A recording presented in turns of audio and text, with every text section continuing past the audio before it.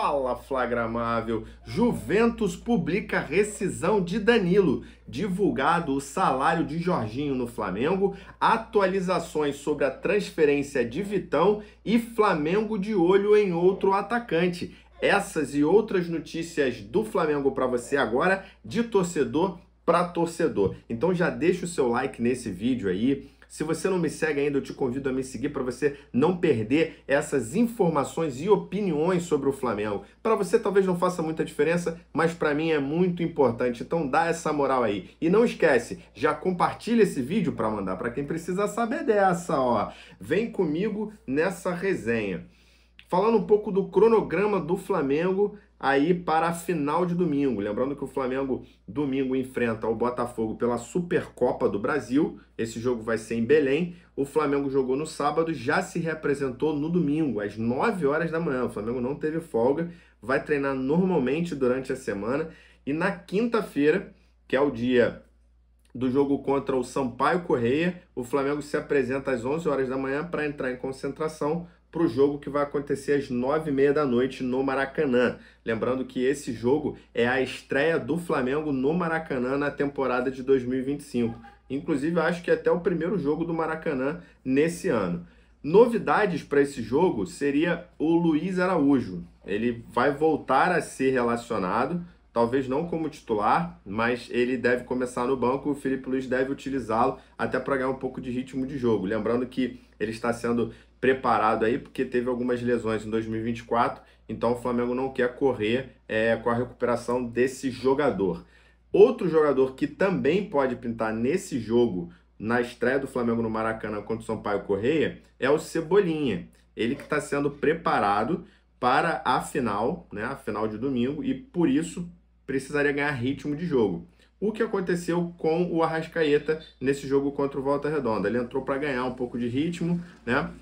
Já pegar um pouco na bola e talvez o Cebolinha também seja escalado. Mas tudo vai depender dos treinos dessa semana, ainda não está certo. O Pedro, que ainda está longe de voltar, postou uma foto se recuperando, né?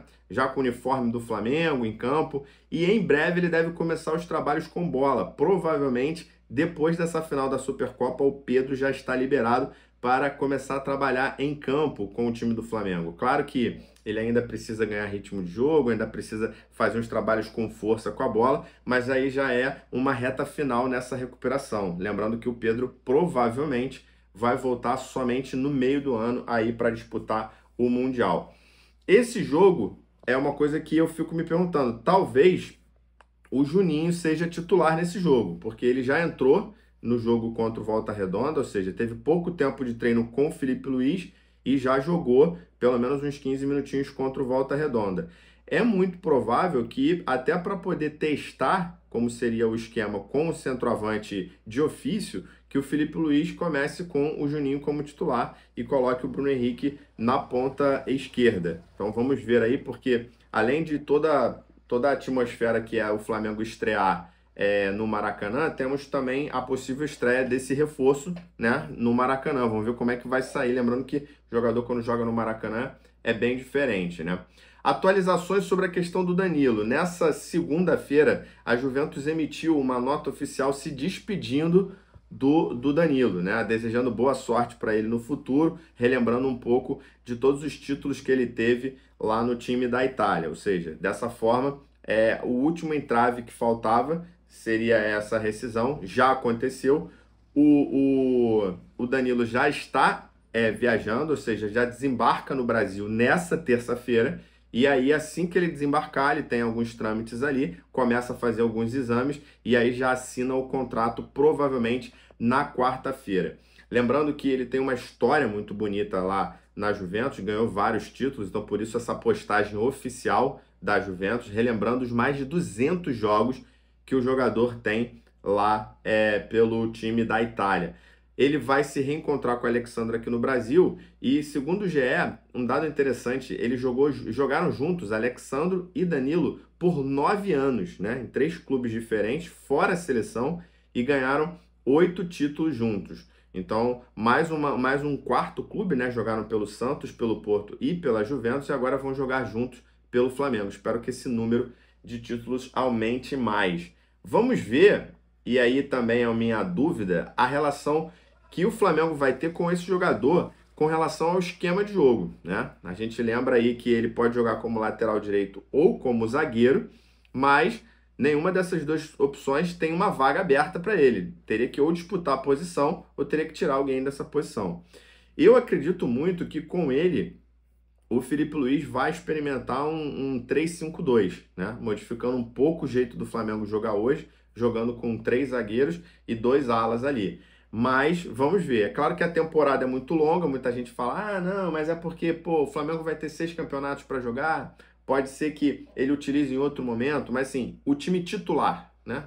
Quem entra em campo, quem começa um jogo importante, como é que vai fazer com todos esses jogadores que me parece já estão muito bem encaixados, né? E aí, por conta dessa questão do Danilo, nós temos a atualização também sobre a transferência de Vitão, né? O Flamengo, ele aumentou a proposta, né? Essa proposta era de 6 milhões, mais o perdão da dívida de 4. O Flamengo aumentou essa proposta para 7 milhões. E segundo informações da Raíssa Simplício, o Internacional não tem interesse nesse tipo de negócio, porque o Inter acredita que não deve ao Flamengo 4 milhões, né, de euros, que daria 25 milhões de reais mais ou menos. Ele acredita que deve ao Flamengo só as 3 parcelas, que os outros valores estão a pagar. Então, ele não deve esses 4 milhões. Eles pretendem pagar até fevereiro essas 3 parcelas, gira em torno aí de 750 mil reais, né? E as outras parcelas o Inter quer pagar na hora que elas vencerem, né? Foi assim que foi feito o negócio. Então, ainda existe esse entrave com relação ao Internacional. Além disso, o Inter não quer reforçar um time brasileiro. Obviamente, o Vitão hoje é titular, ganhou agora a camisa número 4, ele não vestia a número 4, o Inter deu essa camisa para ele. O Inter não quer reforçar um rival, né?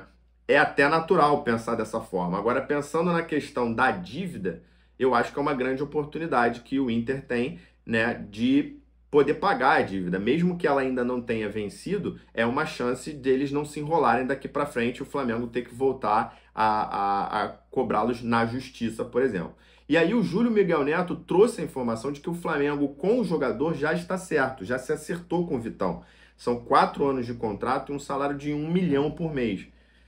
Ele também traz a informação de que o salário do jogador atualmente é de 900 mil reais, ou seja, ele ainda vai ter aí um acréscimo no salário. A minha opinião com relação a isso é que eu acho um salário alto para zagueiro, né? Eu acho 1 milhão por mês. Claro, ele tem 24 anos, então um contrato de 4 anos está de bom tamanho, até porque o Flamengo pode depois vender esse jogador.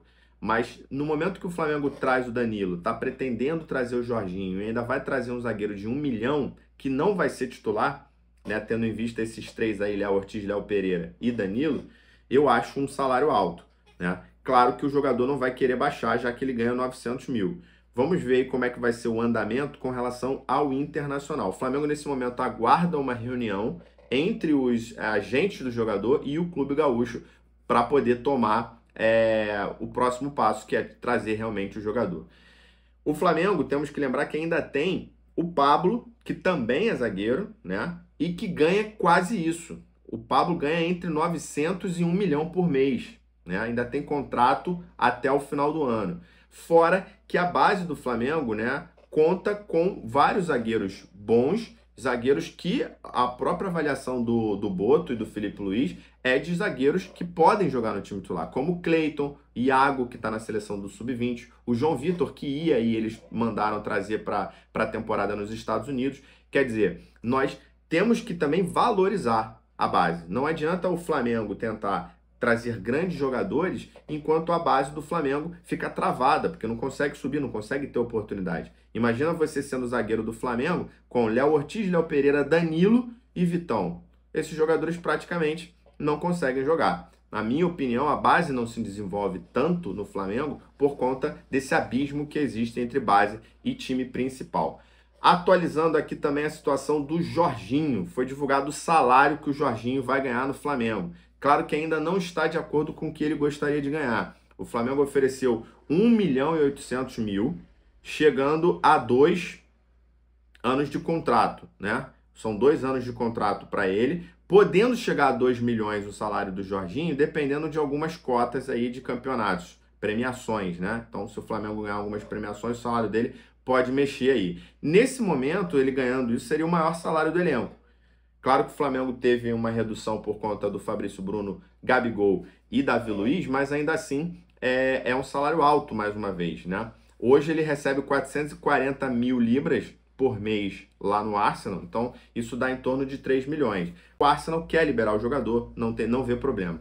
O único que ainda quer o jogador é o Arteta. O Arteta gosta dele, acha ele importante para o time e ele vê o Jorginho como um futuro técnico. Então tem até planos para que quando o Jorginho encerrar o contrato dele ou se aposentar, vire um possível auxiliar dele. Né? São essas as únicas pedras ainda nesse caminho aí. E o Flamengo, que tem o costume, né, pelo menos tinha, de ter dirigentes que viajavam com relação a algumas contratações, iam conversar pessoalmente com alguns jogadores, não vai tomar essa decisão com relação ao Jorginho. Até porque, internamente, acredita-se que o dirigente indo atrás do jogador, conversando pessoalmente, mostra que o time está precisando muito do jogador, fazendo com que ele aumente a proposta dele. Então, a diretoria do Flamengo não vai viajar, não vai tomar essas decisões que a diretoria anterior fazia, justamente para modificar a forma de ver. Aliás, é só você observar quando a gente fala aqui de contratação. Todas as contratações são na casa de 1 milhão. Nenhum jogador vem para o Flamengo para ganhar pouco, né? É sempre para ganhar perto de 1 milhão. Então, o Flamengo tem que ficar vendo. Daqui a pouco todo mundo está ganhando 1 milhão e aí não vai ter time que aguente isso, né? Mais uma vez, a minha dúvida com relação à contratação do Jorginho é ao esquema de jogo, né? Hoje, a gente tem aí o Pulgar destruindo como primeiro volante e o Gerson, não tem nem o que falar do Gerson, nosso capitão. A única vaga que eu veria o Jorginho ocupando é a vaga do De La Cruz, que, na minha opinião, ainda não mostrou o que veio. A dúvida que fica é, como é que você bota o De La Cruz com o salário que tem, com o valor que custou no banco, né? Claro, mais uma vez, vamos ter vários jogos, vamos ter 6 campeonatos para disputar, mas é muito jogador de nível titular para pouca posição. Eu quero ver mais uma vez como é que o Felipe Luiz vai lidar com isso. Claro que é um problema bom para resolver, né? Qual o técnico que não quer esse problema? Mas eu fico em dúvida aí, fica uma pulga, assim, um questionamento que eu faço sobre o esquema de jogo que o Flamengo vai adotar com Danilo e Jorginho. Para finalizar o nosso vídeo, falando de uma possível contratação do Flamengo, né? O Flamengo se livrando do Carlinhos sendo emprestado para o Vitória, o Flamengo vai atrás de um outro atacante. Esse atacante seria o Pablo Felipe, um brasileiro que nunca atuou no Brasil, foi revelado pelo Famalicão, que hoje está no Gil Vicente. Ele tem 21 anos, o contrato dele vai até o meio de 2025. Ele viria para disputar a posição, ser uma sombra ali para o Pedro, né? Bom, eu não conheço muito do jogador. Eu acredito que se você está se livrando do Carlinhos e vai trazer um jogador, ele tem que ser muito melhor que o Carlinhos, porque senão é melhor ficar com o Carlinhos.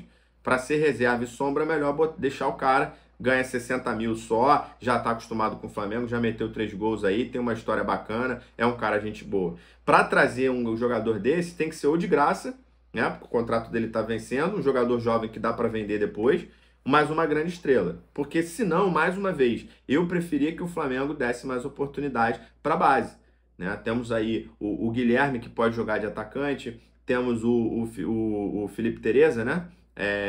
É outro jogador que vem fazendo gol quando entra. Então, quer dizer, o Flamengo tinha que parar de pensar somente em contratação e criar um plano para promover a base, dando um respaldo para ela subir e não ficar descendo, como já aconteceu com vários jogadores. Ou como acontece, por exemplo, com o Lohan, que vai sair do Flamengo, infelizmente, pela porta dos fundos, porque é um jogador que não vai ser aproveitado mesmo que não seja vendido. Então, se o Flamengo não conseguir um acordo com o CSKA da Rússia, o Lohan não vai ser aproveitado pelo Felipe Luiz, ele vai voltar para a base, porque ele tem idade para jogar ainda no Sub-20.